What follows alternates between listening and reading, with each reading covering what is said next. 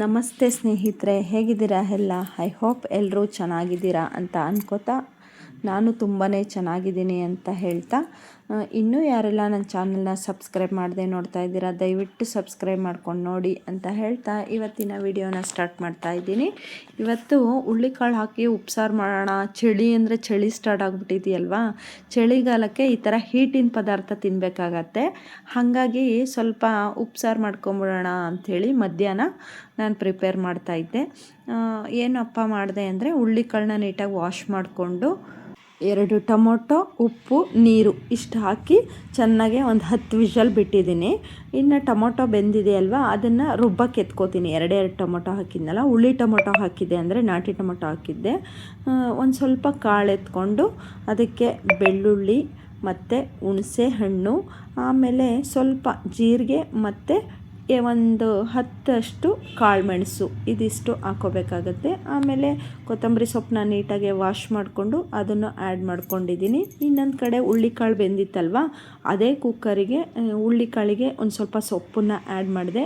ಉಪ್ಸಾರು ಸೊಪ್ಪು ಅಂದರೆ ಚಿಲ್ಕರವೆ ಸೊಪ್ಪು ಮತ್ತು ಸಬ್ಸಿಗೆ ಸೊಪ್ಪು ಇತ್ತು ನನ್ನ ಹತ್ರ ಮನೆಯಲ್ಲೇ, ಹಾಗಾಗಿ ಅದನ್ನು ಹಾಕಿದೆ. ಇದಕ್ಕೆ ಒಂದೆರಡು ಟೇಬಲ್ ಸ್ಪೂನಷ್ಟು ತೆಂಗಿನಕಾಯಿ ಹಾಕ್ಕೊಂಡಿದ್ದೀನಿ. ಜಾಸ್ತಿ ತೆಂಗಿನಕಾಯಿ ಹಾಕೋಬೇಡಿ. ಇನ್ನು 2 ಸುತ್ತು ರುಬ್ಬಿಟ್ಟು ಆಮೇಲೆ ಇದಕ್ಕೆ ಪುಡಿ ಆ್ಯಡ್ ಮಾಡ್ಕೋತಾ ಇದ್ದೀನಿ, ಸಾಂಬಾರು ಪುಡಿ.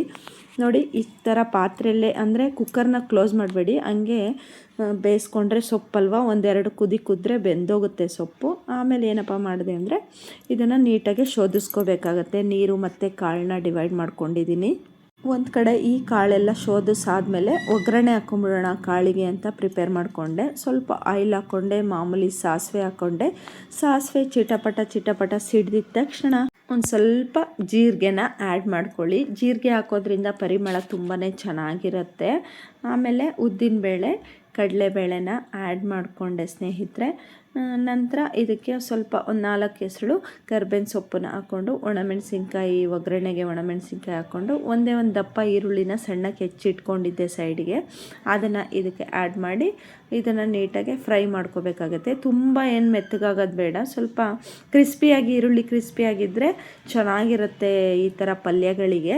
ಇದಕ್ಕೆ ಸ್ವಲ್ಪ ರುಚಿಗೆ ತಕ್ಕಷ್ಟು ಉಪ್ಪು ಹಾಕ್ಕೊಳ್ಳಿ, ಯಾಕಂದರೆ ಕಾಳಿಗೆ ಆಲ್ರೆಡಿ ನಾನು ಉಪ್ಪು ಹಾಕಿದ್ದೀನಿ. ಹಾಗಾಗಿ ಈರುಳ್ಳಿ ಬೇಯಕ್ಕೆ ಮಾತ್ರ ಉಪ್ಪು ಆ್ಯಡ್ ಮಾಡ್ಕೋತಾ ಇದ್ದೀನಿ ನಾನು. ಇದನ್ನು ನೀಟಾಗಿ ಕೈ ಆಡಿಬಿಟ್ಟು ನೆಕ್ಸ್ಟು ನಾನು ಅದೇನು ಕಾಳು ಬೇಯಿಸ್ಕೊಂಡಿದ್ನಲ್ವ ಅದನ್ನು ಈ ಒಗ್ಗರಣೆ ಒಳಗೆ ಹಾಕೋಬೇಕಾಗತ್ತೆ ಸ್ನೇಹಿತರೆ. ಈ ಚಳಿಗಾಲದಲ್ಲಿ ಈ ಥರ ಆಹಾರ ತಿನ್ನೋದ್ರಿಂದ ತುಂಬ ಬೆಚ್ಚಗಿರುತ್ತೆ ದೇಹ, ಅಂದರೆ ಹೀಟಾಗಿರುತ್ತೆ, ಬಾಡಿ ಹೀಟಾಗಿರುತ್ತೆ. ಇಂಥ ಟೈಮಲ್ಲಿ ದೇಹನ ಚಳಿಗಾಲದಲ್ಲಿ ಶೀತ ಕೆಮ್ಮು ಬೇಗ ಆ್ಯಡ್ ಆಗಿಬಿಡುತ್ತೆ ಮನುಷ್ಯನಿಗೆ. ಮಕ್ಕಳಿಗಂತೂ ತುಂಬಾ ಒಳ್ಳೆಯದು ಈ ಥರ ಸೊಪ್ಪು ಕಾಳುಗಳು, ತುಂಬಾ ವಿಟಮಿನ್ಗಳು, ಐರನ್ ಕಂಟೆಂಟ್ ಇರೋಂತಹ ಪದಾರ್ಥಗಳನ್ನ ಕೊಡಬೇಕಾಗತ್ತೆ ಮಕ್ಕಳಿಗೆ. ಯಾಕಂದರೆ ಜ್ವರ, ಶೀತ, ಕೆಮ್ಮು, ವಾತಾವರಣ ಚೆನ್ನಾಗಿಲ್ವಲ್ಲ, ಹಾಗಾಗಿ ನೋಡಿ ಇಷ್ಟು ಮಿಕ್ಸ್ ಆದ ತಕ್ಷಣ ನಾವು ತೆಂಗಿನಕಾಯಿ ಹಾಕಿದ್ರೆ ಪಲ್ಯ ಒಂದು ಕಡೆ ರೆಡಿ ಆಗುತ್ತೆ. ಇನ್ನು ಈ ನೀರಿಗೆ ಏನು ಮಾಡಬೇಕಪ್ಪ ಅಂದರೆ ನಾವು ಖಾರ ರುಬ್ಬಿಟ್ಕೊಂಡಿದ್ವಲ್ಲ ಅದನ್ನು ಆ್ಯಡ್ ಮಾಡ್ಕೋಬೇಕಾಗತ್ತೆ. ಸ್ವಲ್ಪ ನೀರು ಹಾಕ್ಕೊಂಡು ಸ್ವಲ್ಪ ತೆಳ್ಳಗೆ ಮಾಡ್ಕೊಳ್ಳಿ, ತುಂಬ ಗಟ್ಟಿ ಇದ್ದರೆ ಚೆನ್ನಾಗಿರಲ್ಲ ಉಪ್ಸಾರು. ಇದು ನೀಟಾಗಿ ಮಿಕ್ಸ್ ಆದ ನಂತರ ಒಂದು ಕಡೆ ಕುದಿಯೋಕೆ ಇಟ್ಬಿಡಿ. ಅದ್ರ ಪಾಡಿಗೆ ಅದು ಕುದೀತಾ ಇರುತ್ತಲ್ವ. ಇನ್ನೊಂದು ಕಡೆ ಏನಪ್ಪ ಮಾಡೋಣ ಅಂದರೆ ಈ ಸಾಂಬಾರಿಗೆ ಒಂದು ಒಗ್ಗರಣೆ ಹಾಕೋಣ. ಹಂಗೆ ತಿನ್ನೋರು ತಿನ್ಬೋದು, ಇದಕ್ಕೆ ಹಸಿಮೆಣ್ಸಿನ್ಕಾಯಿ ಹಾಕಿ ಕೂಡ ಮಾಡ್ಬೋದು. ಪುಡಿ ಹಾಕೋ ಬದಲು ಕಾಳು ಕೂಗಿಸ್ತೀವಲ್ವ ಆವಾಗಲೇ ನಿಮ್ಗೆ ಎಷ್ಟು ಬೇಕಷ್ಟು ಖಾರಕ್ಕೆ ಹಸಿಮೆಣ್ಸಿನ್ಕಾಯಿನ ಆ್ಯಡ್ ಮಾಡ್ಕೋಬೋದು. ಬಟ್ ನಾನಿಲ್ಲಿ ಗ್ಯಾಸ್ಟ್ರಿಕ್ ಆಗುತ್ತೆ ಅಂತ ಹಸಿಮೆಣ್ಸಿನ್ಕಾಯಿ ಹಾಕಿಲ್ಲ, ಪುಡಿ ಹಾಕಿ ಮಾಡಿದ್ದೀನಿ. ಇನ್ನು ಆ ಸಾಂಬಾರಿಗೆ ನಾನು ಸಾಸಿವೆ ಮತ್ತು ಕರ್ಬೇವಿನ ಸೊಪ್ಪು ಆಮೇಲೆ ಒಣಮೆಣಸಿನ್ಕಾಯಿ ಇಷ್ಟನ್ನ ಹಾಕಿ ಒಗ್ಗರಣೆ ಮಾಡಿ ಈ ಸಾಂಬಾರಿಗೆ ಹಾಕಿದ್ದೀನಿ.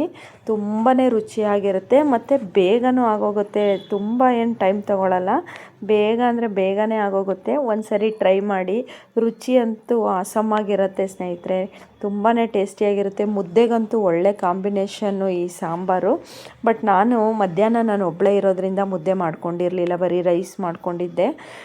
ತುಂಬಾ ರುಚಿಕರವಾದ ಸಾಂಬಾರು ಅಂತಲೇ ಹೇಳ್ಬೋದು, ಯಾಕಂದರೆ ಉಪ್ಪು ಹುಳಿ ಖಾರ ಎಲ್ಲ ಹದವಾಗಿ ಬಿದ್ದಿರತ್ತಲ್ವ, ಹಾಗಾಗಿ ನೋಡಿ ಪಲ್ಯನೂ ರೆಡಿಯಾಗಿದೆ. ಒಂದು ಕಡೆ ರೈಸು ಇಟ್ಬಿಟ್ಟಿದ್ದೆ, ಇನ್ನೊಂದು ಕಡೆ ನೋಡಿ ಸಾಂಬಾರು ರೆಡಿಯಾಗಿದೆ.